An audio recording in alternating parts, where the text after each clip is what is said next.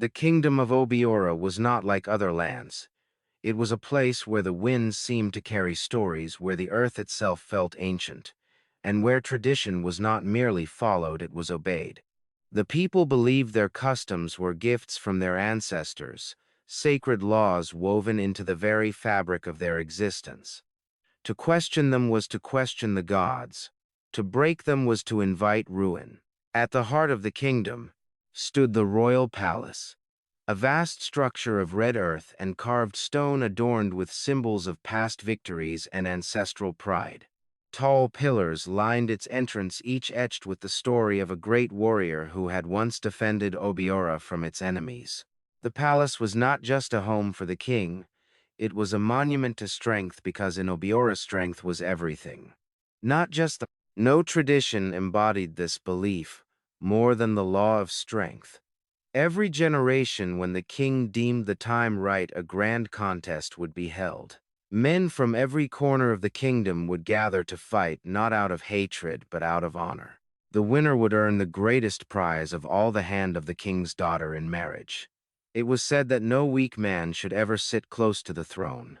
And so the future of the royal bloodline was entrusted to the strongest. That morning the sun rose slowly over Obiora, casting a golden glow across the land. The marketplace buzzed with life, women arranging baskets of fresh fruits, traders shouting prices, children running barefoot through narrow paths, their laughter echoing like music. But beneath the usual rhythm of the day, there was something else. Excitement, anticipation. The great contest was near. Groups of young men gathered under trees, boasting of their strength and speaking boldly of victory. "I will defeat them all," one said, flexing his arms, as others cheered. "You," another laughed. "You cannot even carry a goat without trembling." Old men sat nearby, shaking their heads with knowing smiles. "Let them talk," one elder murmured. "The arena humbles every man." Even the women whispered among themselves, their voices laced with curiosity. "Who will win this time? Will it be someone from the northern farms? Or that hunter, they say, killed a lion with his bare hands?" "No matter who it is," another said quietly. "His life will change forever, because it always did." Inside the palace, however, the mood was different, calmer, heavier. King Azudo sat on his throne, his face lined with years of wisdom and burden. He was a man who had seen war, loss, and victory. His decisions had shaped the kingdom, and his word was law. Yet today there was a flicker of unease in his eyes. Before him stood his two daughters, Ada and Kioma. They were as different as fire and water. Ada, the younger, stood tall with her chin lifted high. Her beauty was striking, sharp features, glowing skin, and eyes that sparkled not with kindness but with pride. She wore her confidence like a crown, and her presence filled the room like a storm waiting to break. Chioma, the elder, stood beside her, calm and composed. Her beauty was softer, quieter, but no less powerful. There was a gentleness in her eyes, a warmth that made people feel at ease. Where Ada demanded attention, Chioma inspired respect. They were both daughters of a king, but only one carried the heart of the kingdom. King Azudo studied them in silence before speaking. "The time has come," he said, his deep voice echoing through the chamber. "The great contest will be held in 7 days." Ada's lip curled into a small smile. Chioma lowered her gaze, slightly thoughtful. "You both know what this means," the king continued. "One of you will be given to the victor." Ada stepped forward immediately. "Father," she said, her tone confident, almost dismissive, "must we truly follow this old tradition again?" The room grew still. The king's eyes hardened slightly. "It is not old," he replied. "It is sacred." Ada sighed, clearly unimpressed. "With all respect, father, times are changing. Should a princess not have the right to choose her own husband?" Chioma glanced at her sister, a hint of concern crossing her face. The king leaned forward, his voice firmer now. "Ada, you speak as though you are above the laws of this land." "I am not above them," Ada replied quickly, "but I am not blind to them either." Her boldness lingered in the air like a challenge. For a moment no one spoke. Then Chioma stepped forward gently. "Father," she said softly, "we understand the importance of tradition. We will honor your decision." Her voice was calm, respectful, like cool water soothing a flame. The king's expression softened slightly as he looked at her. "You have always understood," he said quietly. Ada rolled her eyes, turning away. "Of course she does," she muttered under her breath. Later that day, the sisters walked through the palace gardens. The air was filled with the scent of blooming flowers, and the sound of birds chirping created a peaceful melody. Servants moved quietly in the background, careful not to disturb the royal daughters. Ada walked ahead, her steps sharp and impatient. "I cannot believe this," she snapped. "Married off like a prize to some brute who knows nothing but fighting." Chioma followed calmly. "He will not be just a brute," she said gently. "He will be strong in strength. Protects the kingdom." Ada turned sharply. "And what about happiness, Chioma?" "Does strength guarantee that?" Chioma paused. "No," she admitted. "But neither does pride." Ada scoffed. "You always speak in riddles." "And you always speak in anger," Chioma replied softly. That only made Ada more irritated.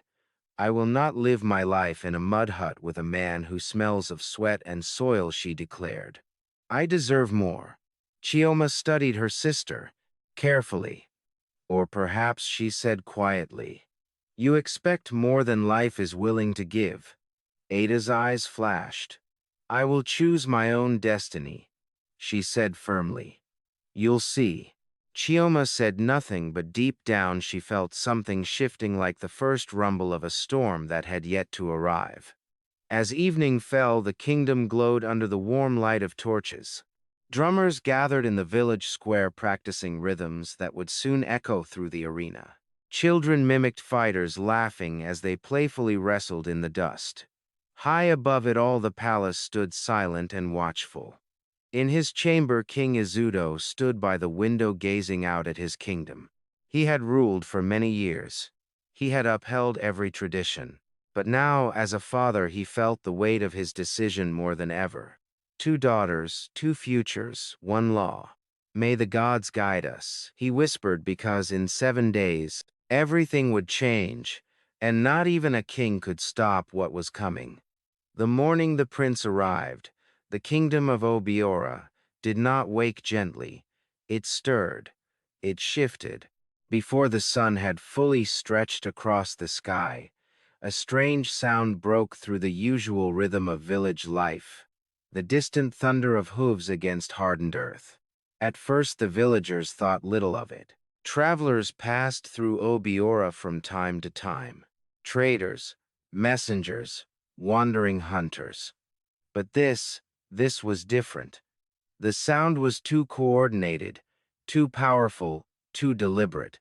Children were the first to notice. "They're coming," one boy shouted, pointing toward the main road that led into the kingdom. Within moments, the marketplace began to swell with curious eyes. Traders abandoned their stalls. Women wiped their hands hastily on wrappers, and elders leaned on their staffs as they slowly made their way forward. Then they saw them, a procession unlike anything Obiora had witnessed in years. At the front rode men clad in polished armor, their spears gleaming under the rising sun. Their horses were tall, strong, and well-fed, nothing like the lean animals the villagers were used to. Behind them came attendants carrying chests heavy, ornate, and locked with gold clasps. And at the center of it all rode the prince, Prince Obina. He sat tall on a white stallion dressed in garments that shimmered with wealth. His robe was embroidered with fine gold thread, his fingers adorned with rings, and a confident smile rested on his lips, like he owned not just the road but the world. Gasps rippled through the crowd. "Who is he? He must be royalty. Look at the guards. This is no ordinary visitor." The whispers grew louder as the procession came to a halt at the palace gates. Inside the palace, word traveled Quickly. A royal visitor has arrived, Your Majesty, a guard announced, kneeling before King Ezudo.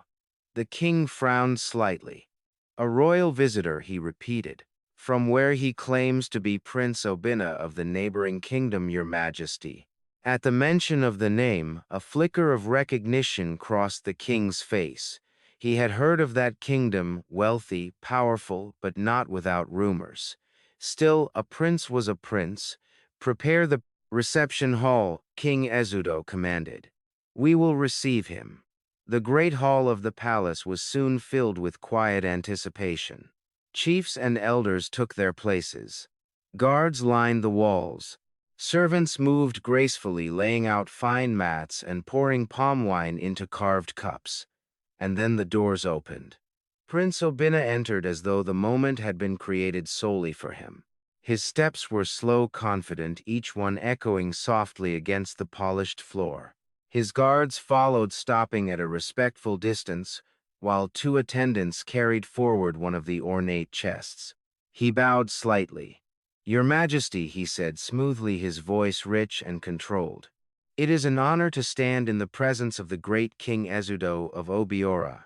The king studied him carefully before responding. You are welcome in our land, Prince Obina, he said. What brings you to Obiora? The prince smiled. I come with respect and intention. At a subtle gesture from him, the attendants stepped forward and opened the chest. Collective gasps filled the hall. Inside were treasures beyond imagination. Gold ornaments, sparkling gemstones, finely crafted jewelry that caught the light like captured stars. These are gifts, the prince said, a token of my respect for your throne. The king's expression remained calm, but his eyes missed nothing. This was not just generosity, it was strategy. And your intention? The king asked. The prince's gaze shifted briefly, just for a moment, toward the entrance of the hall. As if on cue, the doors parted again. Ada and Chioma entered. Ada noticed him immediately, and everything else faded. For a heartbeat the world seemed to still. She had seen handsome men before, warriors, nobles, visiting dignitaries, but this was different. Prince Obina did not just look powerful. He radiated it. His confidence, his posture, the effortless way he carried himself. It drew her in like a flame draws a moth. Their eyes met, and he smiled. Not a polite smile, not a respectful one, but something deeper, something knowing. Chioma, walking beside her sister, noticed the exchange instantly, and something about it unsettled her. The prince turned back to the king. My intention, he said clearly, is to ask for the hand of one of your daughters in marriage. The hall fell silent. Even the air seemed to pause. Ada's heart leapt. Chioma's fingers tightened slightly at her side. King Ezudo leaned back slowly, his expression unreadable. You arrive at an interesting time, he said. I am aware, Prince Obina replied smoothly. The great contest approaches. Then you also know our law. The prince nodded. I do. Only the strongest man in the fate kingdom may claim the princess. Then why are you here? The king asked. A faint smile touched the prince's lips. Because I believe some traditions can be reconsidered. A murmur spread through the chiefs. Dangerous words. Bold words. The king's gaze sharpened. In Obiora, he said firmly, tradition is not a suggestion. It is law. The prince held his gaze unshaken. And yet he said laws are made by kings. The tension in the room thickened. But then, unexpectedly, the king smiled faintly. You are bold, he said. I am honest, the prince replied.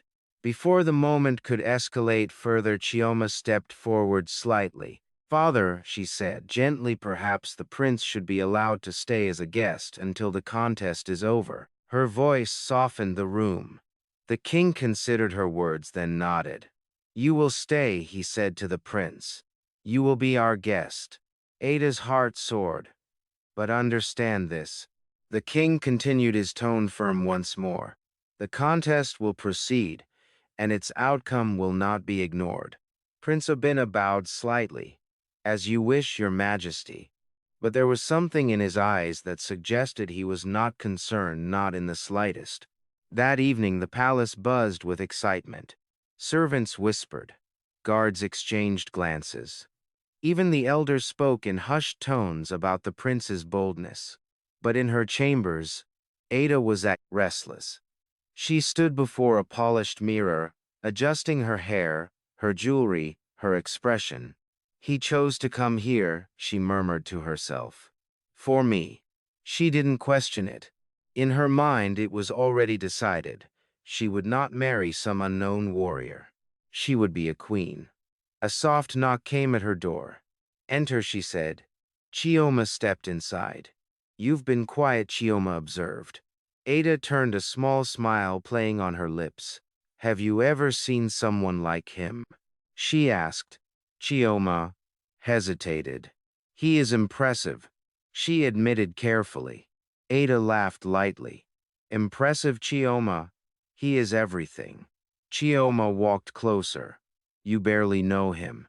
I don't need to, Ada replied quickly. I can see it. See what?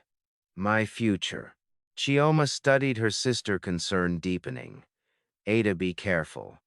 Ada frowned. Careful of what? Of wanting something so quickly, Chioma said softly. Not everything that shines is gold. Ada interrupted sharply. Spareme. She turned away. I know what I want. Chioma sighed quietly. And what if the contest chooses differently? Ada's reflection hardened. It won't. And if it does, Ada turned back slowly, her eyes cold now. Then I will choose for myself. That night, as the palace slept, Prince Obina stood alone on a balcony overlooking the kingdom. The moonlight cast shadows across his face.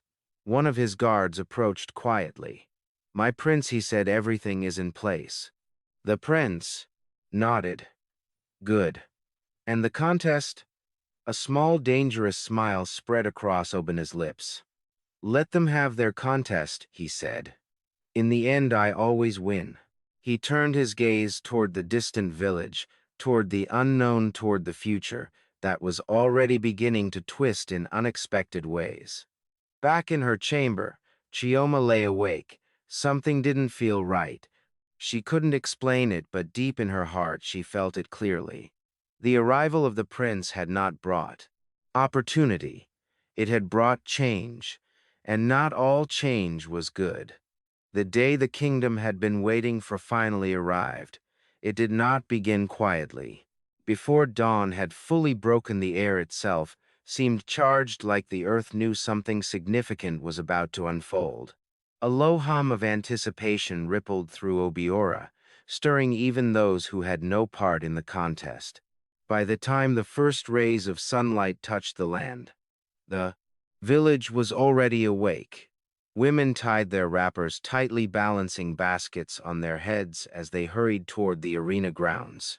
Men gathered in groups, their voices loud and animated, arguing over who would win.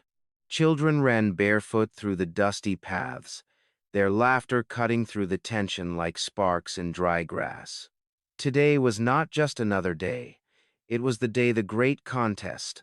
At the center of the kingdom stood the arena, a vast circular ground surrounded by wooden barricades and raised platforms for spectators. It had witnessed generations of battles, each one etched into the memory of the people. Today, it was alive. Drummers lined the edges, their hands moving in perfect rhythm, producing deep, thunderous beats that echoed across the land. The sound was not just music. It was a call to strength, to courage, to destiny. The crowd surged in waves, filling every space, every corner. High above them all, under a decorated canopy, sat the royal family. King Izuto, regal and composed. Beside him, Ada and Chioma. Ada leaned forward, her eyes scanning the arena eagerly. She wore her finest attire, beads resting elegantly on her neck, her hair adorned with gold ornaments. But her beauty today was sharpened by something else: expectation, possession. She had already decided how this day would end. Chioma, seated beside her, looked equally stunning, but her expression was calmer, more thoughtful. Her eyes moved across the crowd, not searching for glory, but for understanding. She felt it again, that quiet, persistent unease. Then came the signal. A loud horn blasted through the air. The crowd roared. From one end of the arena, the contestants began to enter. They came in groups at first, farmers with strong arms hardened by years of labor, hunters with sharp eyes and lean, deadly builds, warriors with scars etched into their skin, marks of battles fought and survived. Each man carried himself with pride, with determination, with the burning hope of victory. The crowd reacted loudly to each familiar face. That is Okeke. He defeated 3 men last year.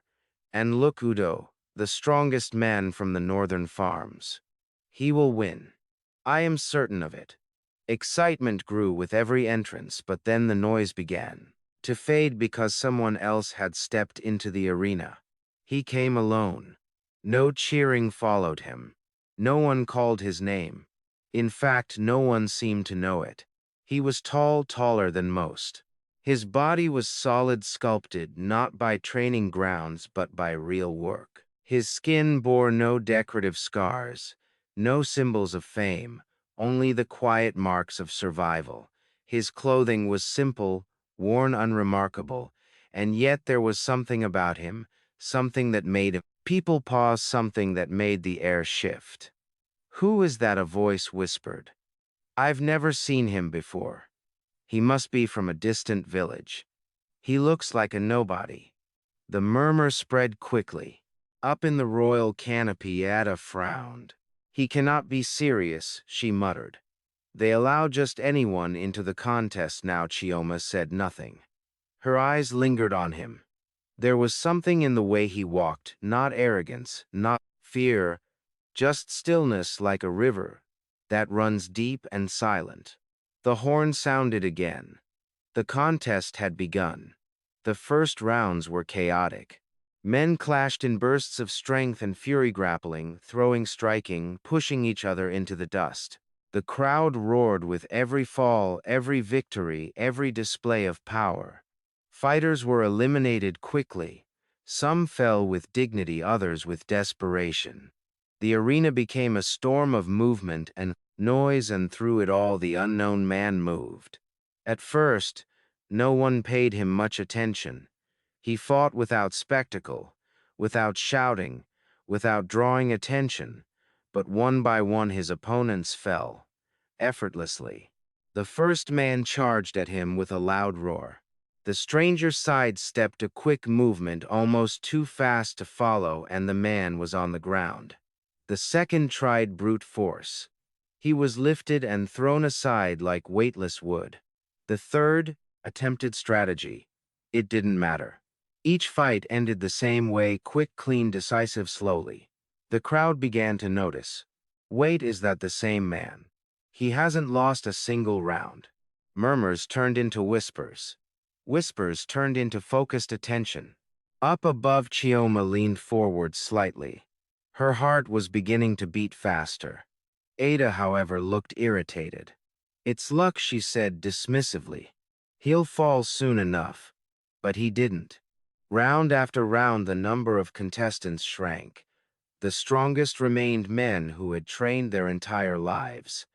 Men who had won before, men who were expected to win again. And yet the unknown man still stood among them, unshaken, unbothered, unmatched. By midday, the sun burned high in the sky. Sweat glistened on bodies. Dust clung to skin. The arena had become a battlefield of endurance. Only a handful of fighters remained. Among them, the stranger. Now the tension was undeniable. Every eye was on him. Every whisper carried his presence. Who is he? Where did he come from? This is not normal. Even the elders began to murmur among themselves. "This man," one said quietly, "he fights like someone who has nothing to lose." The next match placed him against Udo, the giant of the northern farms. The crowd erupted. "This is it. Now we will see his end." Udo stepped forward, massive and confident. "You've done well," he said, cracking his knuckles, "but this is where it ends." The stranger said nothing. He simply stood calm, waiting. The horn sounded. Udo charged. The ground seemed to shake beneath his weight. The crowd held its breath. Then, in a single fluid motion, the stranger moved not back, not away, forward. What happened next was so fast, many barely saw it. A shift, a turn, precise strike, and Udo, undefeated for years, was on the ground. Silence, total, absolute silence. Then the arena exploded. No. How that is impossible. Even King Izudo leaned forward, his expression no longer calm. Ada's mouth fell open. Kiyoma's hand rose slowly to her chest. Her heart was racing now, not from fear, not from excitement, but from something deeper, something she did not yet understand. The final rounds passed like a blur. No one could stop him. No one could match him. And as the sun began its slow descent, there was only one man left standing, the unknown warrior. The horn sounded one last time. Long, loud, final. A voice rose above the crowd. "The victor has been decided." All eyes turned to the center of the arena, where he stood alone, unchallenged, unquestioned. King Izudo rose slowly to his feet. "This man," he declared, his voice carrying across the entire arena, "has proven himself the strongest in Obiora." The crowd erupted once more. Cheers, shock, disbelief, and something else, respect. But in the royal canopy, everything had changed. Ada's face had hardened completely. "No," she whispered. "No, this cannot happen." Kiyoma sat still, her eyes fixed on the man below, the man who had just changed her future. Because by the law of the land, he had just won her hand in marriage. And somewhere deep within her, that quiet unease returned stronger than before. The celebration in the arena did not reach the palace. While the villagers sang, danced, and lifted the unknown warrior onto their shoulders inside the royal walls, silence ruled, heavy, uncomfortable, unavoidable.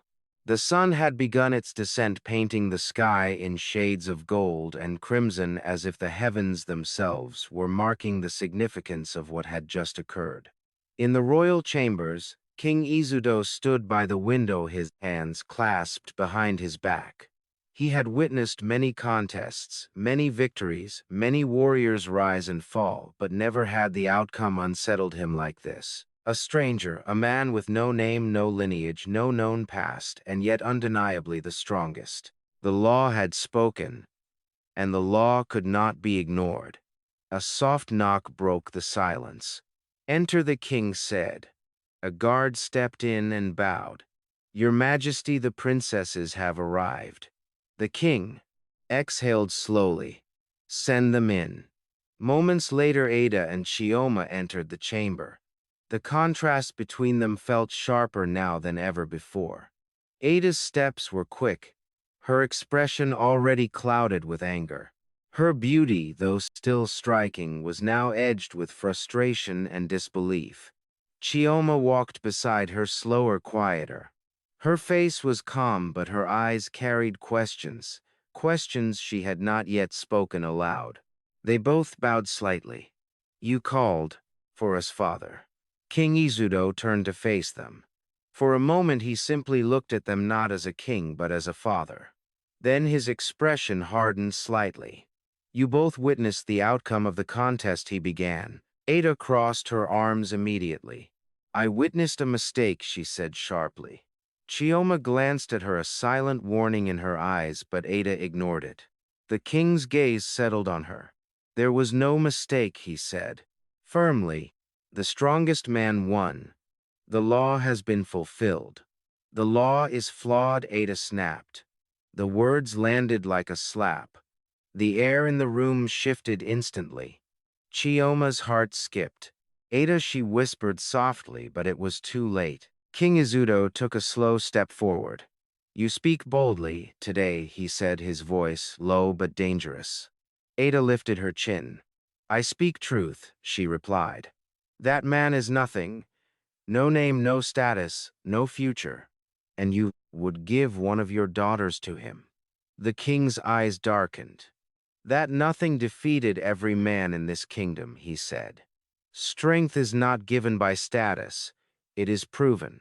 Ada let out a bitter laugh. So strength is all that matters. Not dignity, not honor, not worth. Strength protects dignity, the king replied sharply. Strength preserves honor. Without it, kingdoms fall.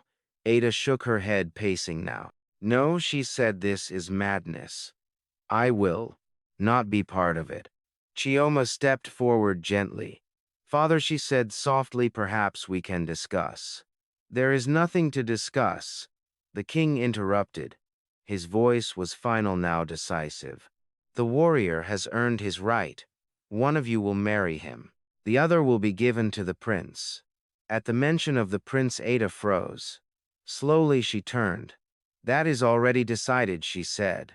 The king's brow furrowed. It is not for you to decide, he replied. I have decided, Ada repeated, her voice rising. I will marry the prince. Ada, the king said, warning now evident in his tone. You forget yourself. No, she shot back. For once I remember exactly who I am. The tension snapped. Chioma felt it like a string pulled too tight, ready to break. You are my daughter, King Izuto said, his voice firm and controlled. And you will follow the laws of this kingdom. I am also a human being. Ada shouted, not a prize to be handed over to some villager. Her words echoed through the chamber, each one heavier than the last. Chioma's chest tightened. Ada, please, she said, reaching out slightly. But Ada pulled away. I will not marry him, she declared. I refuse. Silence, thick, dangerous. The king's face had gone still, too still. And if I commanded, he asked quietly. Ada hesitated, but only for a moment. Then you will force me, she said. And I will hate you for it. The words struck deep. For a brief second, the king's composure cracked. Not as a ruler, but as a father. But just as quickly it returned. You test my patience, he said. I test your fairness. Ada fired back. Chioma stepped between them now. Enough, please, she said softly, her voice trembling slightly but steady enough to cut through the storm. This is not the way. Both of them turned to her. For a moment the anger paused, and in that pause Chioma felt the weight of everything: the kingdom, the tradition, her father, her sister, the future, all resting on a single moment. She looked at Ada first, her younger sister, stubborn, proud, but still family, still someone she loved. Then she looked at her father, a king bound by duty, a man trapped between law and love. And in that instant, Chioma understood something neither of them could see. This was not just about marriage, it was about peace. I will marry the warrior, she said. The words fell softly, but they carried the weight of thunder. Ada blinked. What she said? The king straightened slightly. Chioma. But she continued. It is my duty as the elder, she said calmly. And if it brings peace to this house, then I accept it. Ada stared at her in disbelief. You cannot be serious, she said. Chioma turned to her, offering a small, gentle smile. It is all right. No, it is not, Ada snapped. You don't even know him. Neither do you know the Prince, Chioma replied quietly. That is different. How? Ada faltered just for a second. You are giving up your life, Ada said, her voice lower now but still sharp. For what? Tradition, for peace, Chioma answered. Ada shook her head. You're weak, she muttered. The words hung in the air, but Chioma did not react because deep down she knew the truth. This was not weakness, it was strength of a different kind. King Izuto stepped forward slowly. He looked at Chioma not as a king now, but as a father, seeing something he could not ignore. You understand what this means, he said quietly. Chioma nodded. Yes, father. You will leave the palace. Yes. You will live as he lives. Yes. There was no hesitation, no fear in her voice, only acceptance. The king closed his eyes briefly, then opened them again. "So it shall be," he declared. His voice carried finality, decision, fate. "Chioma, daughter of Obiora, will marry the victor of the great contest." He turned to Ada. "And you will be given to Prince Obinna." Ada exhaled sharply. Relief flooded her face, but it was quickly replaced by something else. Something she didn't quite understand, because for a brief moment, watching her sister stand there, calm and unwavering, Ada felt something unfamiliar, something uncomfortable, guilt.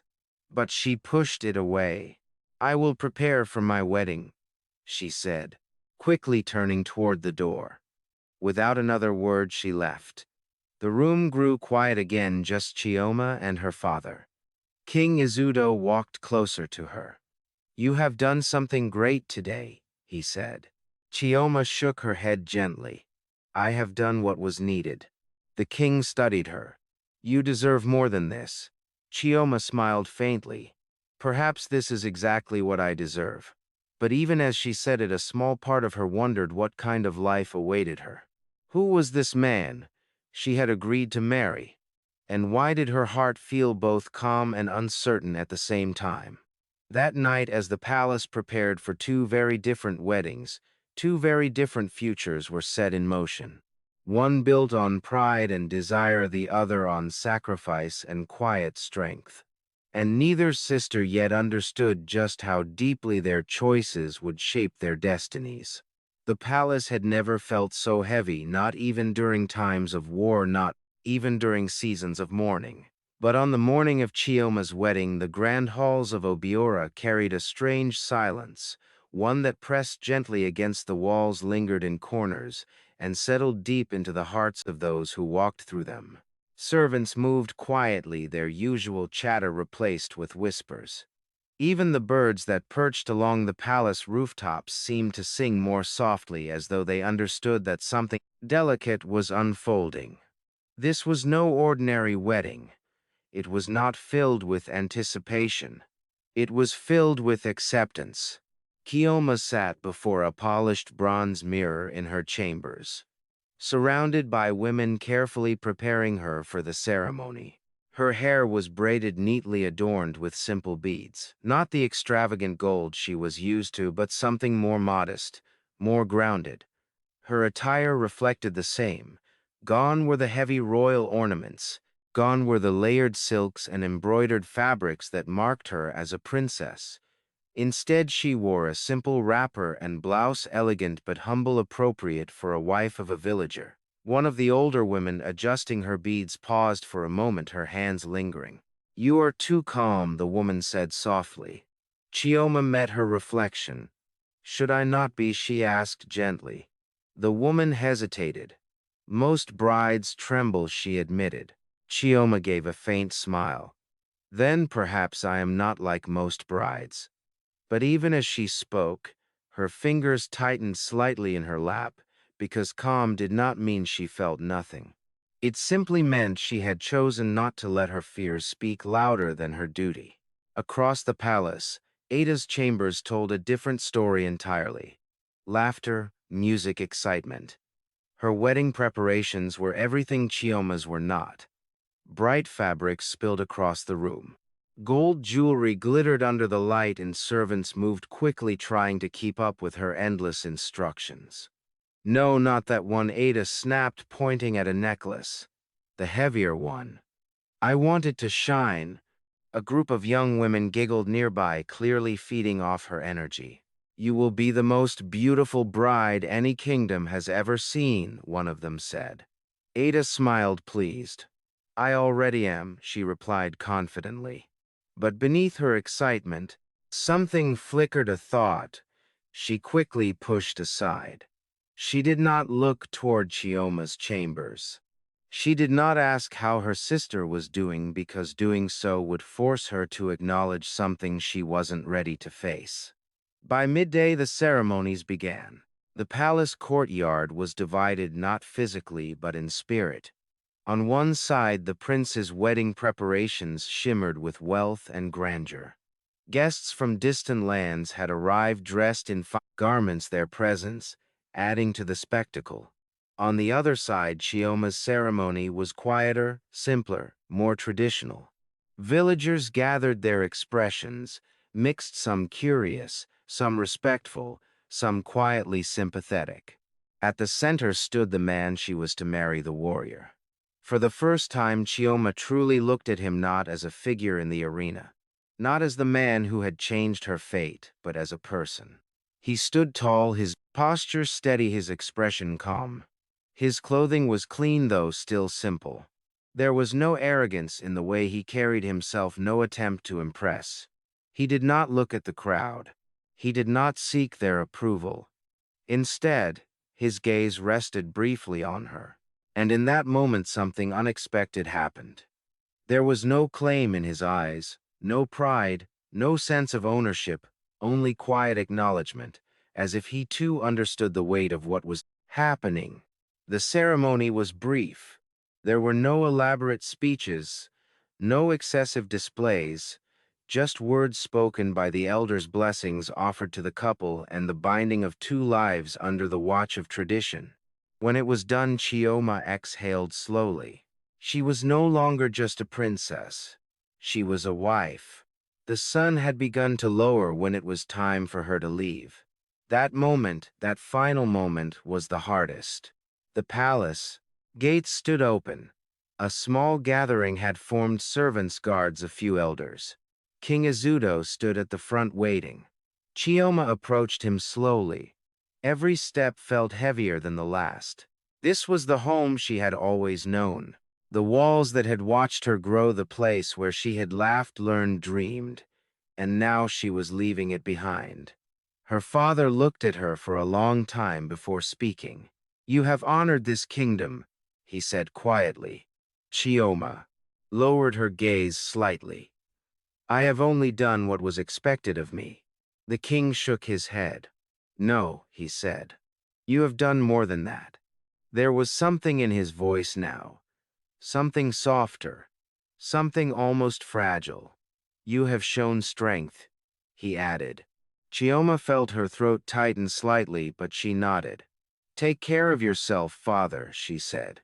He hesitated, then placed his hand gently on her head in blessing. "Go with peace, my daughter." Chioma offered a small smile. Ada did not return it. Instead, she looked away. And just like that, the moment passed. Chioma climbed into the simple cart that would take her to her new home. Beside her stood her husband, silent, steady. The journey began. The road from the palace to the village was not long, but to Chioma felt like crossing into another world. The paved paths gave way to dusty roads. The grand structures faded into mud houses. The sounds of royal life were replaced by the simple rhythm of village living. Children paused to stare as they passed. Women whispered. Men nodded respectfully. "The princess, she has come to live among us. Can she truly endure this life?" Finally they arrived. The cart stopped. Chioma stepped down slowly, and there it was, her new home. The hut was small, modest. Its walls were made of mud, its roof thatched with dried grass.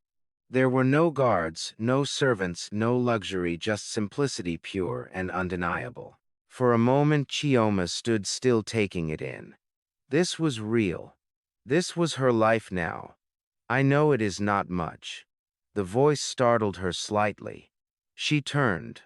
Her husband was looking at her, not with shame, but with honesty. "It is all I have," he continued, "but you are welcome here." Chioma studied him. There was no apology in his tone, no attempt to impress, just truth. She nodded slowly. "Thank you," she said, and meant it. He stepped forward, opening the door for her. "Please," he said. She entered. Inside, the hut was even simpler. A small sleeping area, a wooden stool, a clay pot in the corner. No decorations, no excess, just what was needed to live. Chioma moved slowly, her fingers brushing lightly against the walls. This was not the life she had known, not even close. And yet there was something about it, something quiet. Behind her he spoke again. "You may rest," he said. "You must be tired." She turned slightly. "And you?" she asked. "I will fetch water," he replied. Before she could respond, he stepped out. Chioma stood alone in her new home, in her new life. She sat slowly on the edge of the small bed. Her hands rested in her lap, her breathing steady but thoughtful. This was not the future she had imagined, but it was the one she had chosen. Outside, the sun dipped lower. Inside, the air grew still. For the first time since everything began, Chioma allowed herself to feel it all. The uncertainty, the change, the quiet fear. But beneath it all, there was something else, something small, something unexpected: peace. And though she did not yet know it, this humble beginning would lead her to a life far greater than anything she had left behind. The first morning in Chioma's new life did not arrive with royal greetings or the soft footsteps of servants outside her door. It arrived with sound real, sound raw and unfiltered. The distant crowing of a rooster pierced the early dawn, followed by the low bleating of goats and the rhythmic thud of someone pounding yam nearby. The air carried the earthy scent of damp soil and wood smoke drifting in through the small openings of the hut. Chioma stirred slowly. For a moment her body remained still, her eyes closed, her mind caught somewhere between memory and reality. She expected silk beneath her fingers. Instead, she felt rough fabric. She expected silence. Instead, life was already moving outside. Her eyes opened and reality settled in. She sat up, gently, her gaze moving around the small hut. The events of the previous day returned in quiet waves. The contest, the decision, the wedding, the journey, her new life.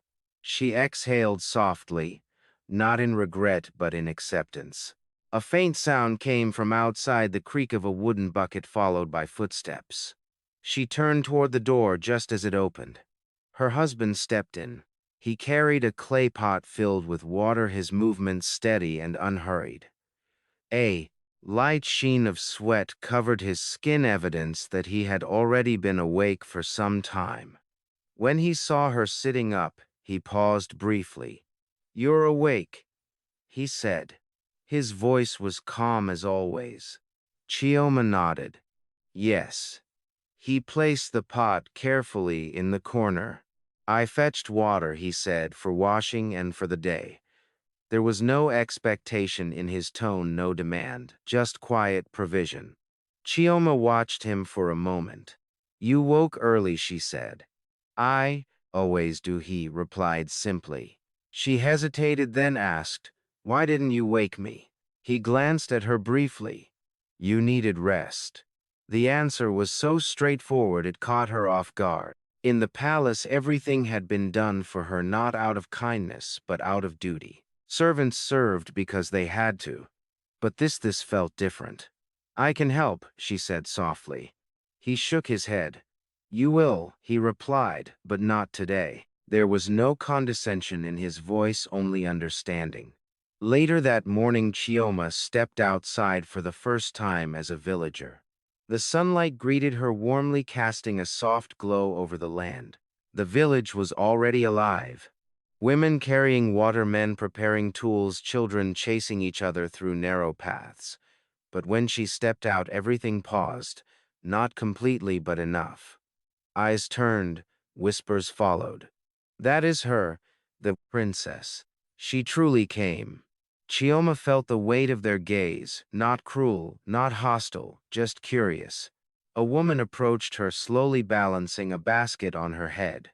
"You are welcome," the woman said kindly. Chioma offered a small smile. "Thank you." The woman nodded, then continued on her way.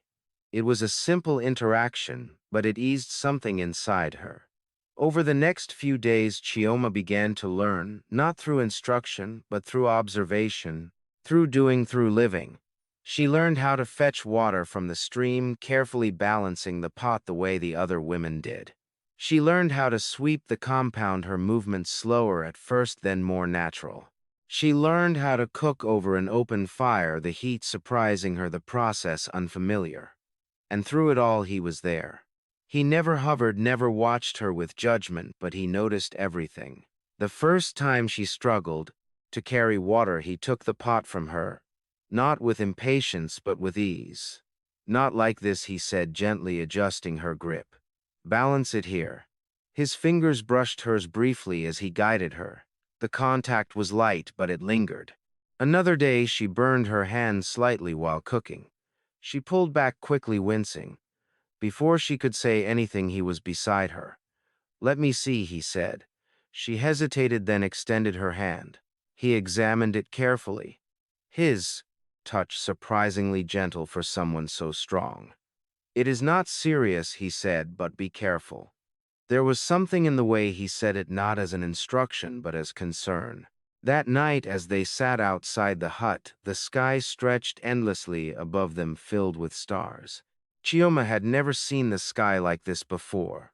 In the palace, the lights and walls had hidden its full beauty, but here it was breathtaking. "You are quiet," he said. She glanced at him. "I am thinking." "About what?" She looked up at the sky again. "Everything." He nodded slightly. They sat in silence for a while, but it was not uncomfortable. "What is your name?" she asked suddenly. He looked at her. "Chinedu," he said. She repeated it softly. "Chinedu." The name felt right. "You never told me," she added. "You never asked," he replied. There was a hint of something in his voice, not humor, exactly, but close. She smiled faintly. "I am asking now." He nodded. "And I have answered." Days turned into weeks, and something began to change. Not suddenly, not dramatically, but steadily. Chioma started to notice the small things. The way Chinedu always made sure she ate before he did. The way he fixed things around the hut without being asked. The way he spoke, never raising his voice, never rushing his words. One evening, rain began to fall unexpectedly. Heavy, relentless. The roof of the hut began to leak slightly. Chioma moved quickly, trying to adjust things to stop the water from dripping onto their bedding. Before she could manage it, Chinedu stepped in. "Leave it," he said. He climbed up, securing the weak spots with practiced ease. His movements quick despite the rain pouring down on him. By the time he returned inside, he was soaked completely. Chioma stared at him. "You're drenched," she said. "It is." "Nothing," he replied, brushing it off. But she frowned slightly. "No, it is not nothing." She disappeared briefly, then returned with a cloth. "Sit," she said. He hesitated, but something in her tone made him comply. She stood before him, gently drying his hair, then his shoulders. Her movements were careful, deliberate. For a moment, neither of them spoke. The space between them felt different now, closer, warmer. "You didn't have to do that," she said, quietly. He looked up at her. "I did." "Why?" He held her gaze for a moment, then looked away slightly. "Because you are my wife." The words were simple, but they carried weight. That night, as they lay on opposite sides of the small bed, the rain still tapping softly against the roof, Chioma stared into the darkness. Her thoughts were no longer filled with uncertainty or fear or regret. Instead, they were filled with something new, something she had not expected. Respect, and somewhere beneath that, something softer, something warmer. She turned slightly, her gaze falling on Chinedu's silhouette. He was already asleep, his breathing steady, peaceful.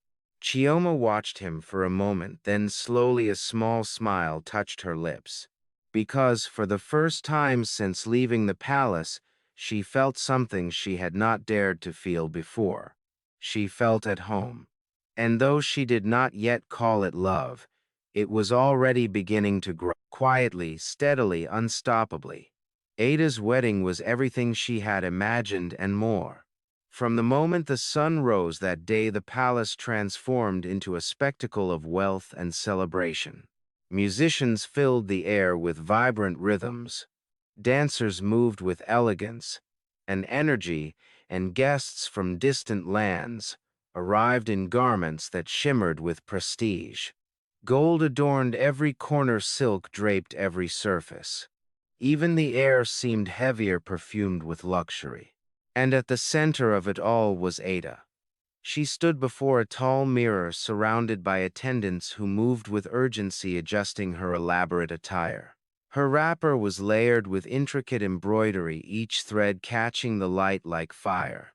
Heavy gold necklaces rested on her neck, bracelets lined her wrists, and her hair was styled with precision, crowned with ornaments that marked her as royalty.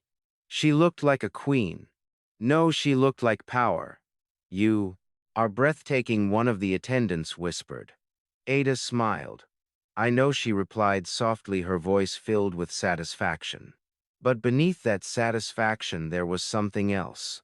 A quiet excitement, a belief that everything she had fought for, everything she had demanded, was finally within her grasp.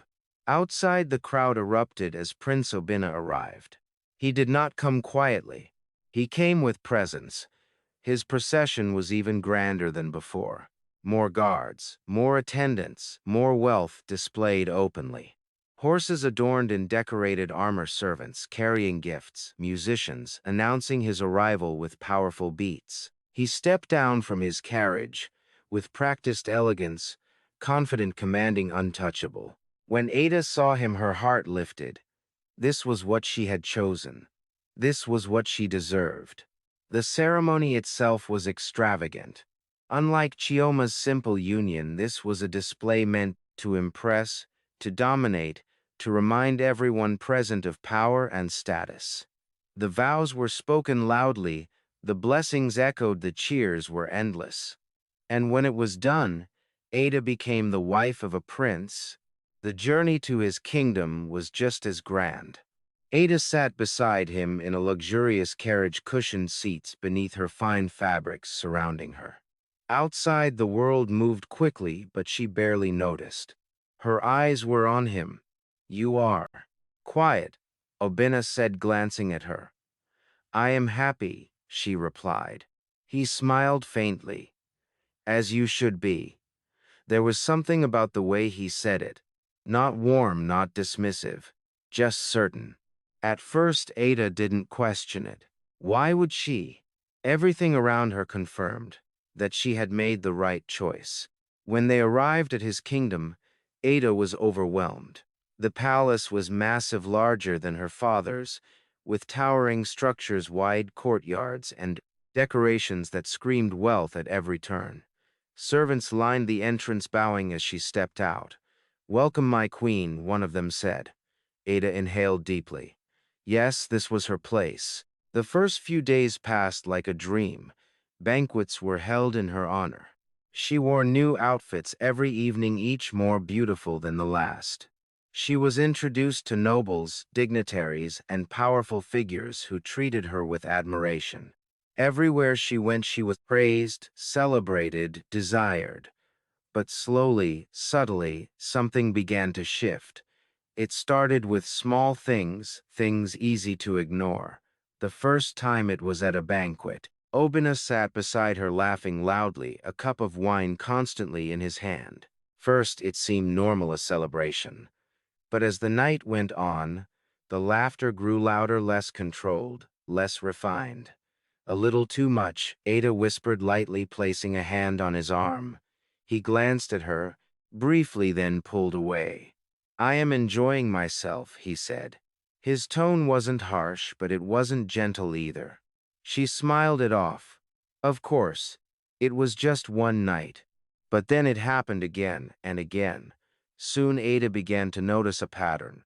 Obina drank often, not just during celebrations, but in private moments too. One evening she entered their chamber to find him seated alone, a bottle beside him. "You started without me," she teased lightly. He didn't respond immediately, just took another drink. Ada, he said after a moment, his voice slower than usual. Do you know what it means to be king? She tilted her head slightly. You are not king yet, she replied gently. He laughed a sharp, humorless sound. Not yet, he repeated, but soon. She stepped closer. And when you are, you will be great, she said. He looked at her, then really looked.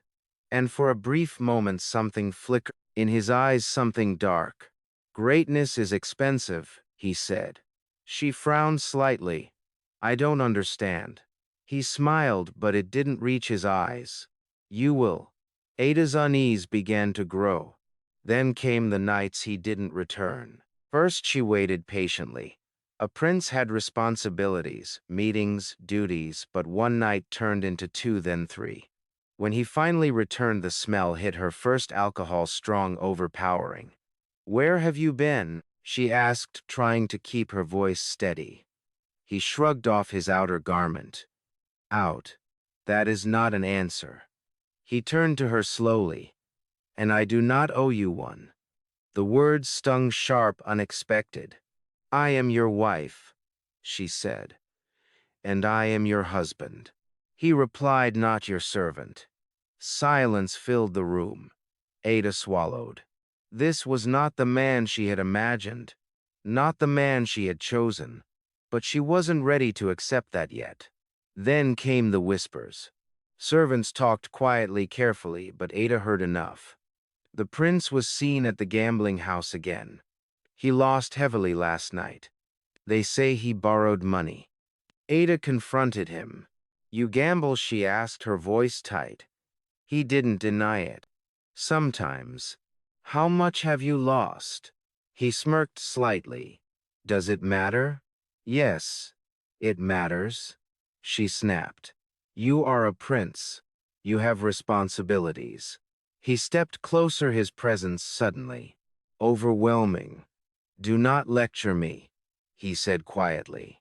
Ada felt something she hadn't felt in a long time, not anger, not pride, fear. She stepped back slightly. The room felt different now, smaller, colder. Days passed, then weeks. The truth became impossible to ignore.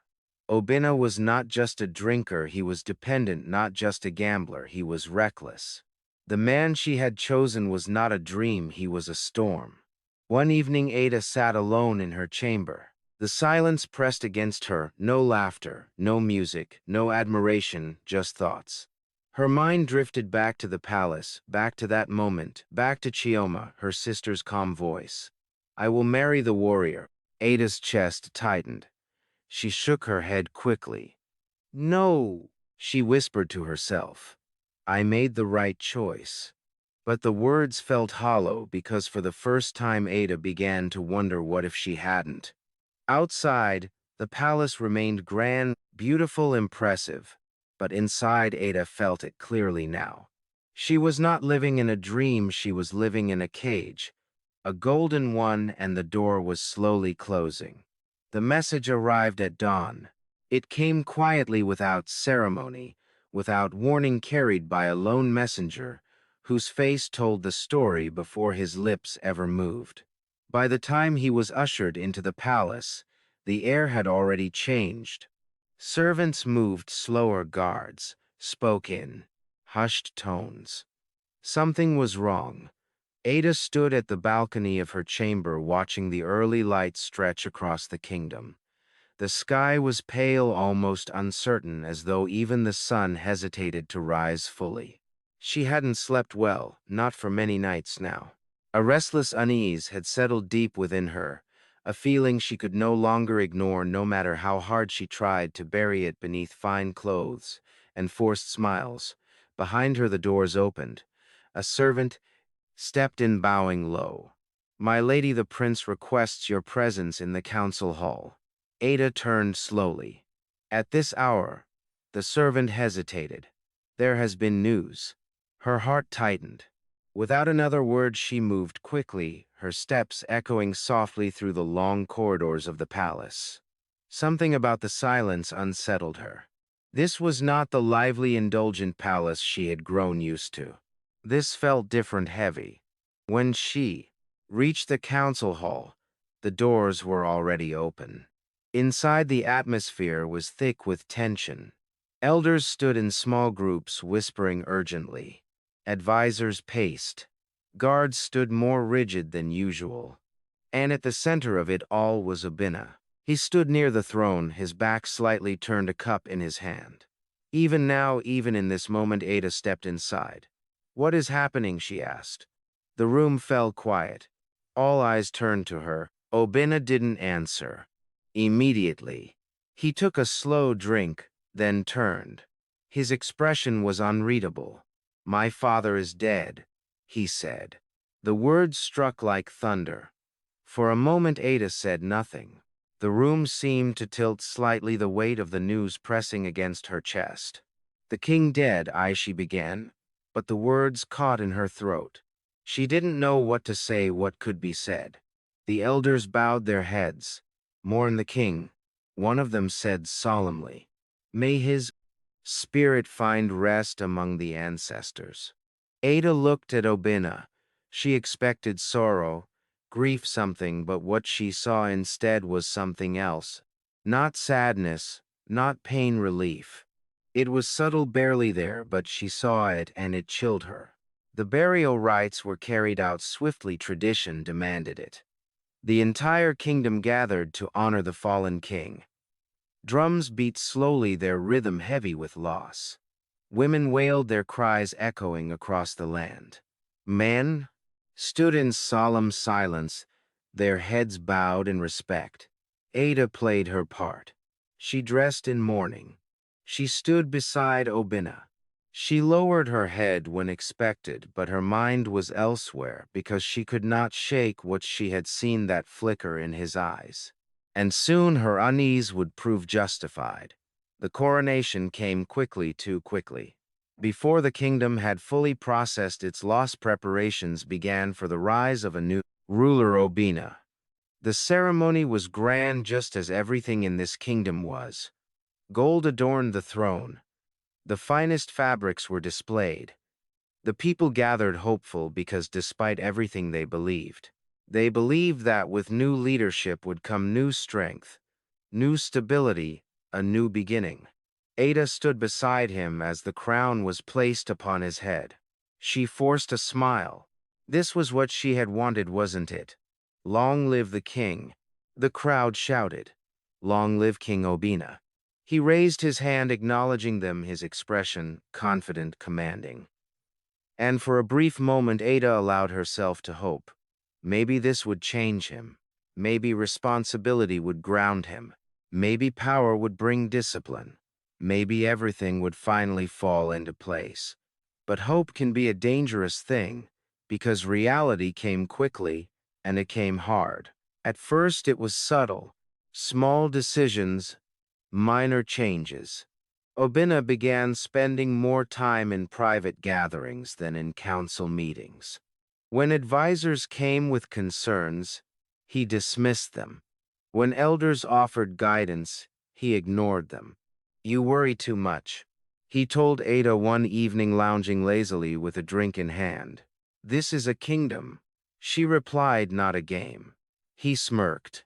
"Everything is a game," he said. "You just have to know how to play it." She didn't like the way he said that. Then came the spending, lavish feasts, endless celebrations, new luxuries brought into the palace. At first, it seemed like celebration, a new king enjoying his reign, but it didn't stop. Gold reserves began to thin. Treasures were sold. Taxes were raised. The whispers returned louder, this time harder to ignore. "The treasury is being drained. The king spends without limit. We cannot sustain this." Ada confronted him again. "You are losing control," she said, her voice firm. He laughed. "I am in complete control. You are not listening to your advisors. I don't need them. You are gambling with the kingdom." That made him pause. Slowly, he turned to her, his eyes sharper now. "Be careful," he said quietly. Ada held his gaze. "I am your wife. I will speak the truth." He stepped closer, too close. "And I am your king," he replied. "Remember that." The distance between them grew. Then came the debts not. Whispers now facts. Obina had borrowed heavily from merchants, from nobles, from neighboring lands. And he continued to gamble, lose, borrow, repeat. The cycle tightened like a noose. One night Ada walked into a chamber she had never entered before. Inside, she saw coins scattered across the table, cards in men's hands, laughter, tension, and Obina at the center of it all. "Stop," she said. The room fell silent. All eyes turned to her. Obina leaned back, slightly unimpressed. "You should not be here," he said. "You are destroying everything." She replied. The men exchanged glances, uncomfortable. Obina stood slowly. "Leave," he told the others. They didn't hesitate. Soon it was just the two of them. "You embarrass me," he said. "You disgrace yourself," she shot back. His hand slammed against the table. The sound echoed. "You think you understand power," he said. "I understand consequences." He laughed. Again, but this time there was no humor in it. "Consequences are for the weak," he said. Ada stared at him, and in that moment she knew this would not get better. It would only get worse. And it did. Within months the kingdom began to crumble. Trade slowed. People grew restless. Resources thinned. The palace remained beautiful, but beyond its walls the cracks were spreading. And inside those walls Ada sat alone more often than not. The laughter was gone. The excitement faded. The illusion shattered. One evening she stood at the same balcony where she had once admired her new life. But now she saw it clearly. The kingdom was falling. Her marriage was breaking. And her choices had led her here. Her mind drifted again back to Chioma, her sister, who had chosen the life Ada rejected. A simple life, a quiet life, a life that suddenly did not seem so foolish. Ada closed her eyes. For the first time, since everything began, she allowed the truth to settle. She had not escaped a lesser fate. She had walked straight into a greater one. And now there was no easy way out. Morning in the village no longer felt unfamiliar to Chioma. Felt natural. The sounds that had once startled her, the crowing of roosters, the rhythmic pounding of yam, the chatter of women heading to the stream had become part of her daily rhythm. She woke with the sun now, not because she had to, but because her body had learned to. On this particular morning, soft golden light slipped through the cracks of the hut, gently warming the small space. Chioma stirred, stretching slightly before sitting up. For a moment, she simply sat there listening, feeling breathing. Then she glanced to her side. Chinedu was already gone. A small smile touched her lips. He always woke before her. Always. She stood tying her wrapper securely and stepped outside. The air was fresh, cool against her skin. The village was already alive, but in a way that felt calm, not rushed, not chaotic, just alive. She spotted him not far away. Chinedu stood near the edge of their small farm, working the soil with steady, practiced movements. His back glistened lightly with sweat, his focus entirely on the task before him.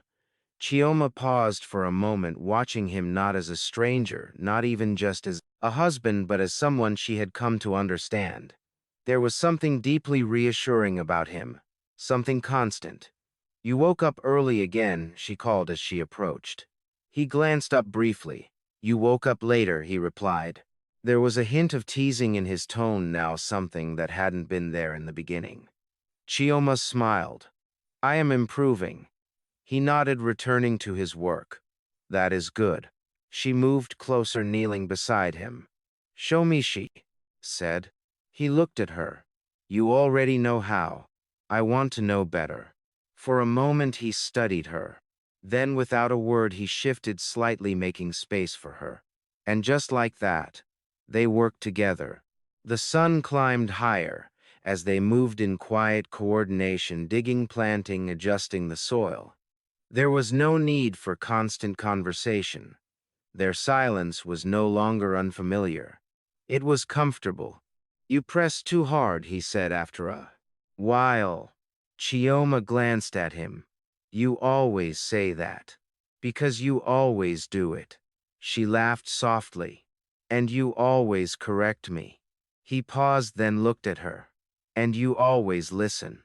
Something in the way he said it made her glance up. Their eyes met, and for a brief moment the world felt still. Then he looked away, first clearing his throat slightly. "We should finish this before the sun gets too hot," he said. Chioma smiled to herself. Later that day she joined the other women at the stream. This too had become part of her life. At first the trips had been quiet, her presence drawing curious looks and hushed whispers. But now, things had changed. "Chioma," one of the women called, as she approached. "You are late today." Chioma laughed lightly. "I was working," she replied. "Working," another teased. "The princess now works like the rest of us." Chioma lifted her chin playfully. "I am no longer a princess here." The women exchanged glances, then smiled. "No," the first one said. "You are something else." Chioma tilted her head.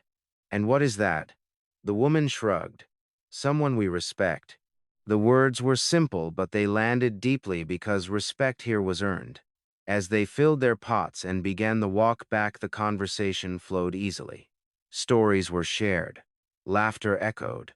Chioma listened and spoke and laughed. And in those moments, she didn't feel like someone who had lost a life. She felt like someone who had found one. Back at the hut, she prepared the evening meal. The fire crackled softly, the aroma of food rising into the air. Chinedu sat nearby, repairing a tool, his hands moving with quiet precision. "You have improved," he said suddenly. Chioma glanced at him. "In cooking?" He nodded. She smiled. "I had a good teacher." He shook his head. "You had patience." She paused, then said softly, "I had no choice." He looked at her then. "Choice is not always what shapes us," he said. "Sometimes it is what we do after." Chioma considered that. "You speak like a man who has lived many lives," she said. He didn't respond immediately, just returned to his work. And for the first time, Chioma noticed it, the mystery. There were things about Chinedu she did not know, things he did not speak of, a past he kept quiet. But strangely, it didn't trouble her, because who he was now was enough.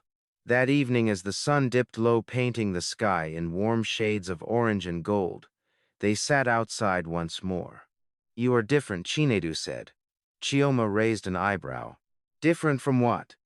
"From when you first came." She nodded slowly. "Yes." He studied her. "Do you regret it?" The question lingered between them. Chioma looked out. At the village, at the people, at the life she had built. Then she shook her head. "No." The answer surprised even her. "I thought I would," she admitted at first. He waited. "But I don't," she continued. "Not anymore." "Why?" She turned to him. "Because I am not just living," she said. "I am living well." He held her gaze, and this time he didn't look away. A soft breeze passed between them. The moment stretched, then slowly, he smiled. It was small, subtle, but real. And Chioma felt something shift, inside her, something warm, something certain. That night, as they lay beside each other, the silence between them was no longer filled with distance. It was filled with understanding. Chioma closed her eyes. Her mind did not wander to the palace, to wealth, to what she had lost. Instead, it rested here in the quiet, in the simplicity, in the presence of a man who had never promised her anything, but had given her everything she didn't know she needed. And somewhere in the stillness of that night, without words, without declarations, love took root, deep, steady, unshakable. And far away in a palace filled with gold and regret, Ada sat alone. Because while one sister had built a life from nothing, the other was watching everything fall apart.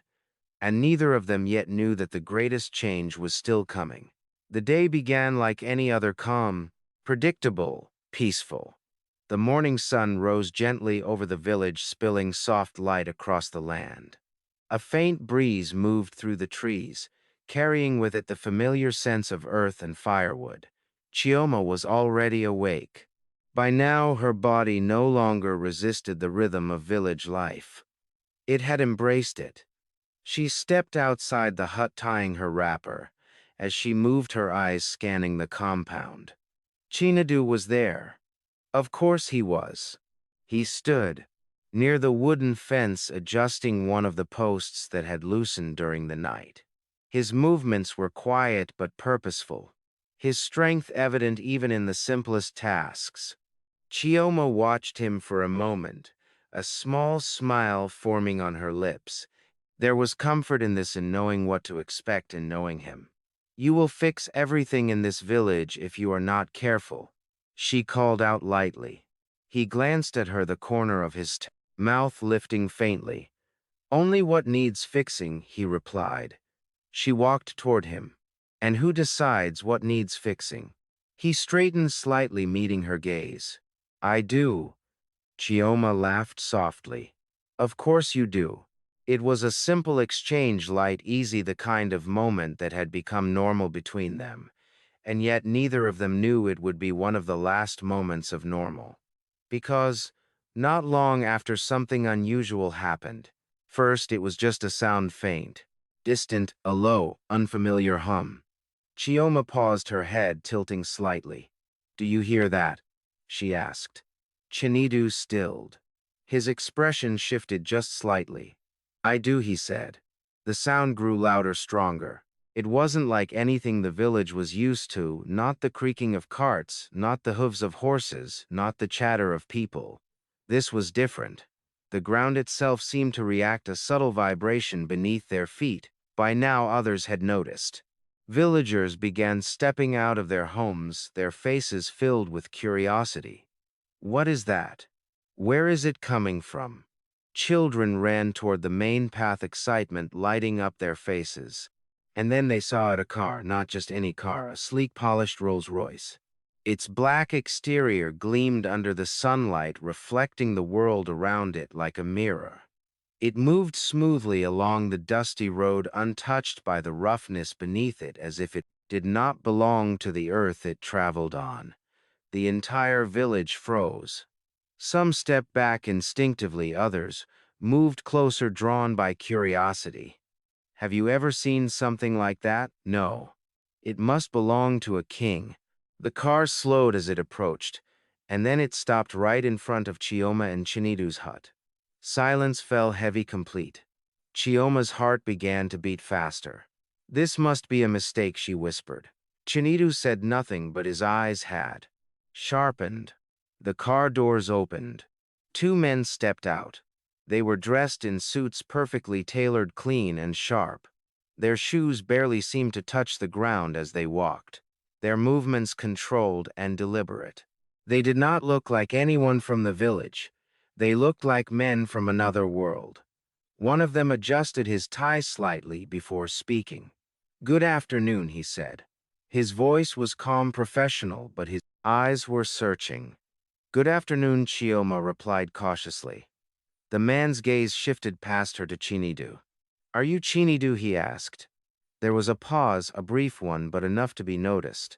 Chinidu stepped forward slightly. "Yes," he said.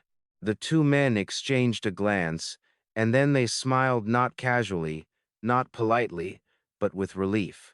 Finally, one of them said under his breath. Chioma frowned slightly. "Is there a problem?" she asked. The first man turned to her. "No, my lady," he said. "On the contrary, we believe we have just found the solution." The words made little sense, but before Chioma could respond, the second man stepped forward. "We have been searching for you," he said to Chinidu. Chinidu's expression remained unreadable. "For me?" he asked. Yes, the man replied. For many years. A ripple of murmurs spread through the villagers. Chioma felt her pulse quicken. This must be some kind of mistake, she said. The man shook his head. It is not. He reached into a leather folder and pulled out a set of documents. Your name is Chinadu Okafor, he said. Chinadu's brow furrowed slightly. Yes. You were separated from your family many years ago. Silence. Chioma looked at him. He hadn't told her this. You were believed to be lost, the man continued. But your father never stopped searching. Chinadu's jaw tightened slightly. My father is dead, he said. The man nodded slowly. Yes, he said. He passed away recently. Something shifted in the air. But before his death, the man continued. He gave us one final instruction. Chioma felt her breath catch. To find his son. The words echoed, to find you. The villagers were completely silent now. Every eye was fixed on Chinidu. The man stepped closer. Your father, he said, was one of the wealthiest men in the world. A gasp rippled through the crowd. Chioma's mind struggled to process the words. Wealthiest in the world. That is not possible, she whispered. But the man continued. And as his only son, everything now belongs to you. The world seemed to stop. Chioma looked at Chinidu, at the man she had lived with, worked with, loved, the man she believed she understood. And suddenly everything felt different. Chinidu stood still, completely still, as if the weight of those words had rooted him to the place, ground. I don't understand, he said finally.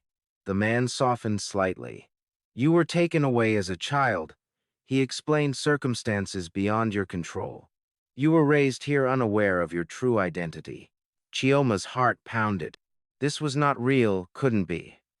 But the car, the men, the documents, it all felt too precise to be a lie. We have proof, the second man added, holding out the papers. Chinadu hesitated, then took them. His eyes moved across the pages slowly, and as he read, something changed, not dramatically, not visibly, but Chioma saw it, recognition, a flicker of something buried, deep memories. Is it true? She asked softly. He didn't answer immediately. Then quietly, yes. The word hit her like a wave. The villagers erupted into whispers. The warrior, the poor man, the richest man's son. Chioma stepped back slightly. Her mind raced. All this time he had been more than she ever imagined, and yet he had lived so simply, so quietly beside her. The first man cleared his throat gently. There is much to discuss, he said, arrangements to be made. Chinadu looked at him, then at Chioma, and, for a moment, everything else faded. Will you come with us? The man asked. The question hung in the air, heavy, because it was not just about him, it was about them. Chioma's heart tightened. Everything was about to change again. But this time she did not know if she was ready or if she would lose the life she had just begun to love. Chinadu took a slow breath, then spoke. We will talk, he said. We, the words settled gently but firmly, and Chioma felt something steady inside her. Whatever came next, they would face it together. But deep down she knew nothing would ever be the same again. The village did not return to normal that day. Couldn't, not after what had happened.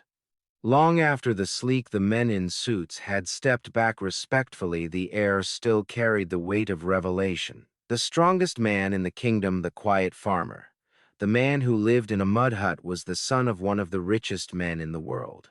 The villagers did not leave.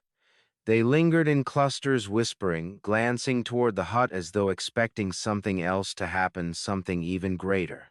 But nothing did, at least not immediately. Inside the hut, everything felt smaller, not physically, but emotionally. Chioma stood near the doorway, her hands clasped tightly together. She had not moved much since the revelation, had not spoken much either. Across from her, Chinidu sat on the wooden stool, the documents still in his hands. He had read them twice, maybe more, but the words did not feel real. They sat on the page like someone else's story, not his. You knew, Chioma said softly. The words broke the silence. Chinedu looked up. There was no anger in her voice, no accusation, just quiet searching. I remembered pieces, he admitted. Chioma stepped closer. Pieces. He nodded slowly. Things that never made sense, he said. Dreams, places, voices. He exhaled, running a hand through his hair. I thought they were just that, dreams.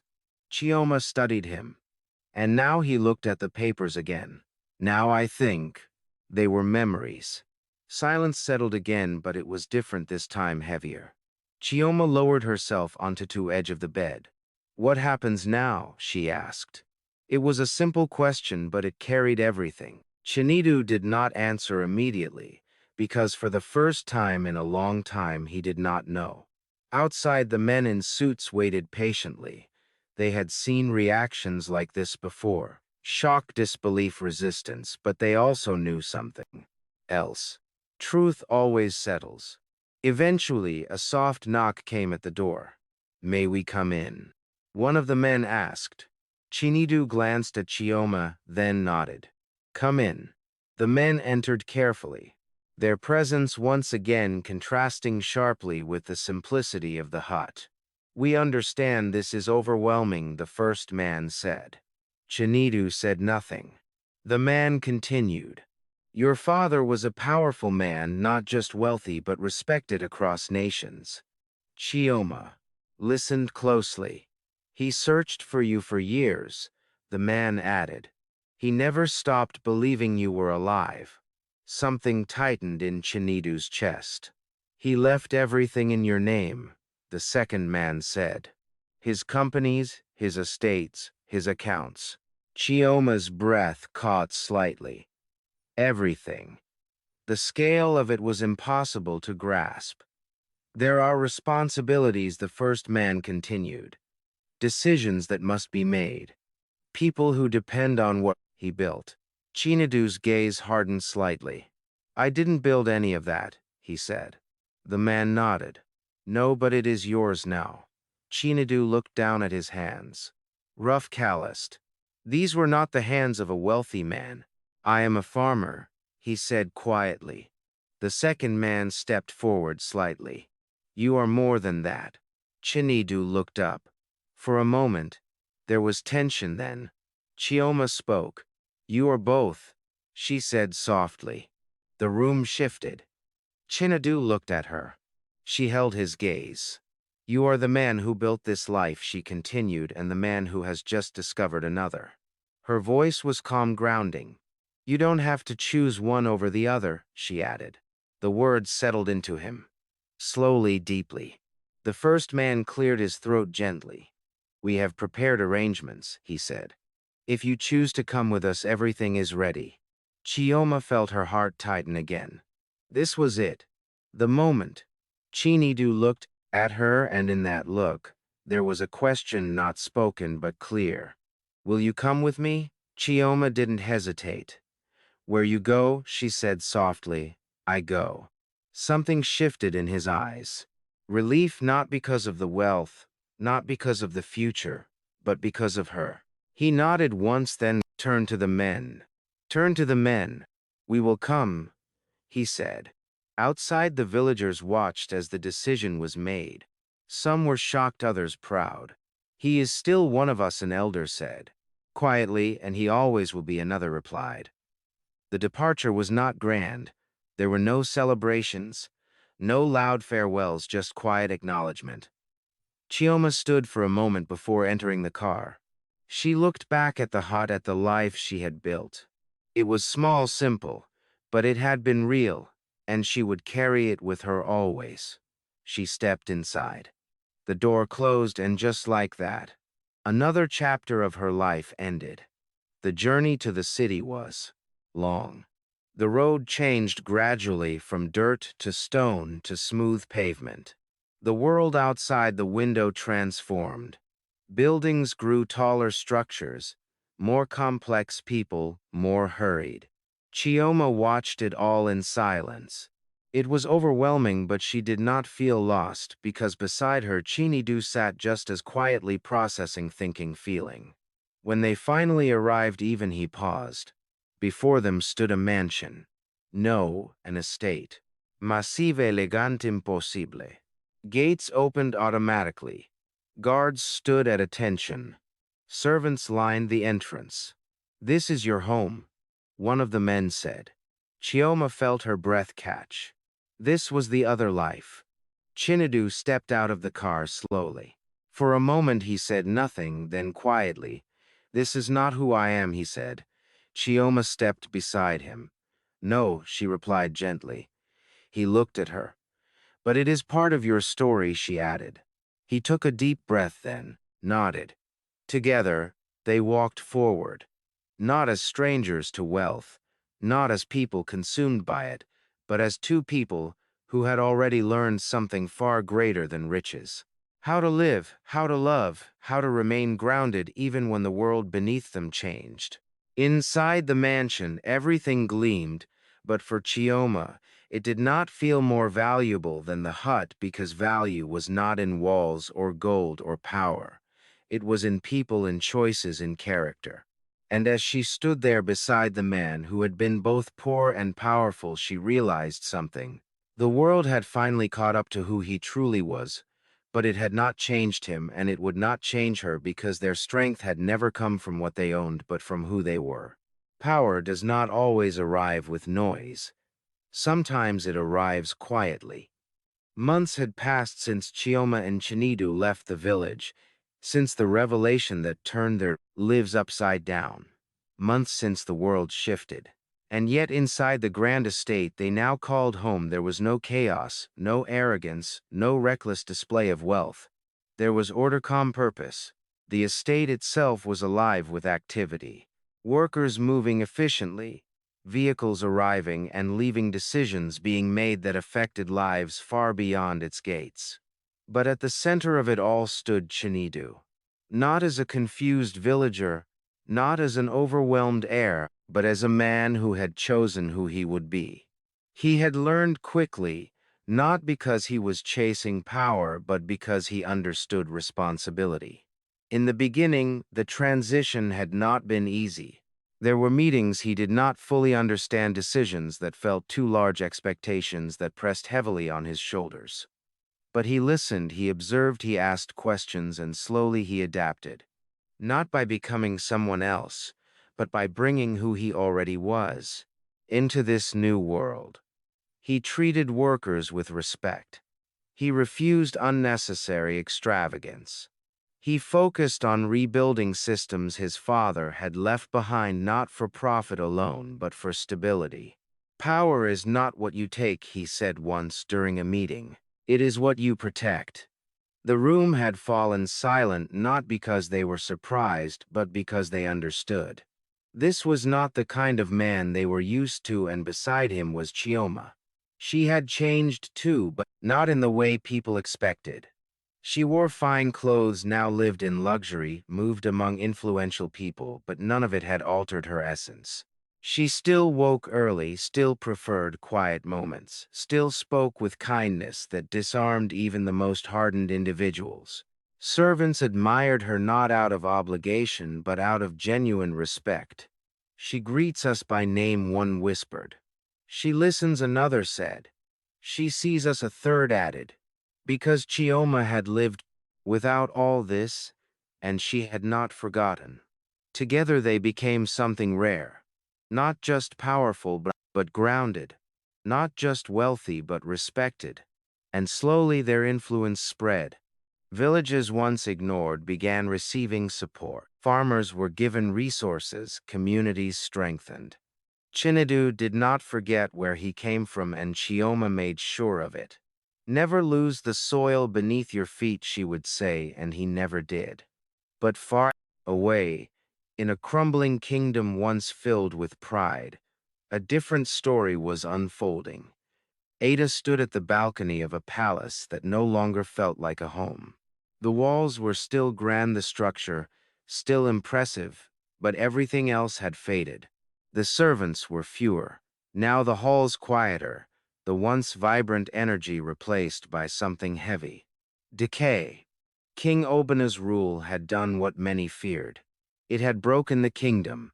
Debt had consumed, resources trade had collapsed, trust had vanished, and still he had not changed. Ada closed her eyes. There was a time when she had stood in a place like this full of excitement, full of certainty. Now all she felt was emptiness. Behind her a crash echoed.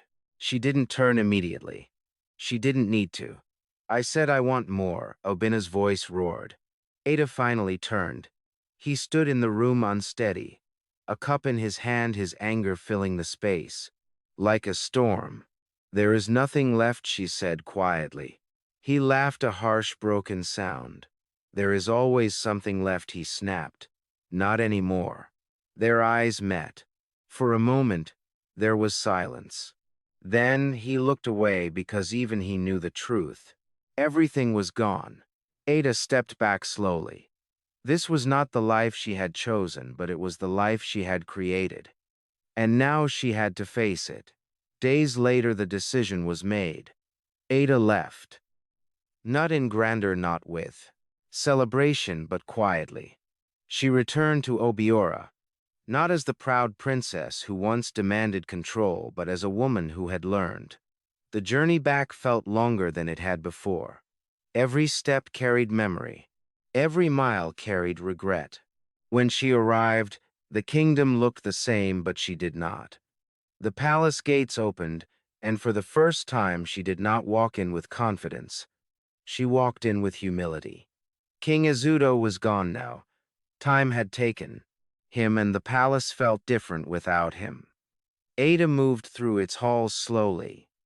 Everything felt familiar yet distant. Then she heard it. Voices and something else. Movement. She turned toward the sound and froze, because standing in the courtyard was a sight she never expected to see. A luxurious convoy. Vehicles unlike anything Obiora had ever witnessed. People gathered. Whispers filled the air. And at the center of it all was Chioma, dressed in elegance, radiating quiet confidence. Beside her stood Chinedu, not as the villager, not as the stranger, but as a man the world now recognized. Ada's breath caught. For a moment she couldn't move. This was the life she had rejected. And now it stood before her, transformed. Chioma turned. Their eyes met, and in that moment time seemed to fold in on itself. Ada stepped forward slowly. Her pride, her anger, her certainty all gone. I was wrong, she said. The words came out quietly, but they carried everything. Then she stepped forward and embraced her. Ada froze. Then slowly she held her back. Tears filled her eyes. I chose wrongly, she whispered. Chioma shook her head gently. You chose what you believed was right, she said. Ada pulled back slightly. And you, she asked, did you never regret it? Chioma smiled softly. No. The answer was simple, certain, and it broke something in Ada. Not painfully, but completely, because in that moment she understood. True wealth was not what she had chased. It was what Chioma had found, and what Chinedu had always been. Strength, character, love. Not chosen in pride, but built in humility. As the sun set over Obiora once more, the story came full circle. Two sisters, two choices, two paths, and one truth. Life does not reward pride. It reveals it. And in the end, it is not what we are given, but who we choose to become that defines our crown.